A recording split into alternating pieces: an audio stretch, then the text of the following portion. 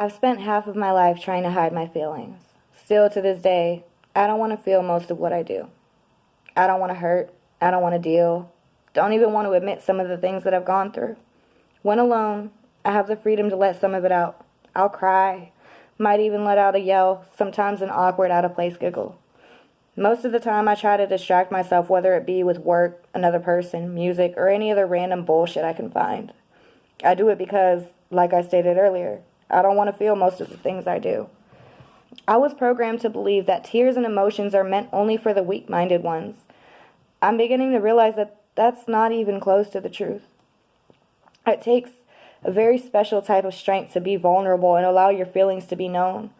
Slowly, I'm reprogramming myself in order to do that. I suppose this is my first attempt to remove that mask.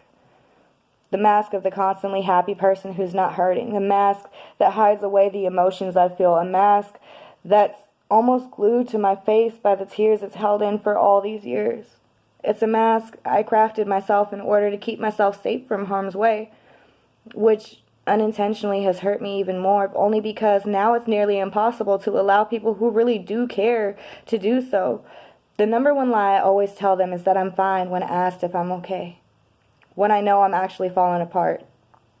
I'm still learning to accept the fact that it's okay not to be okay. In order to hide that, I'll put the mask back on. It allows me to be in disbelief. With it, I don't have to admit I'm broken and slowly picking up the pieces. With it, I don't have to admit that I have flashbacks every day of all the men who forced themselves inside of me, nor that it's murdered parts of me that won't ever come back. My mask allows me to hide the terrified little girl inside who grew up too soon, the one that hides in the corner of the room curled up in the fetal position with her eyes glued shut so she doesn't have to look at all the monsters reaching out for her. I know it's not too late to save her, but she's already given up. She is the light inside of me that's been dimmed down for years. In a way, I believe she may be the strength I need to remove this mask. Until I'm able to completely remove it, I'll peel it off little by little. As I slowly peel it off, I feel small pieces of my skin that have been infused to the mask ripping off. Underneath, it's not blood, but a fresh new skin that glows. And hopefully sooner rather than later, everyone will be able to see that. But first things first is me being able to completely remove it. As of now, I've got to the bottom of my chin exposed.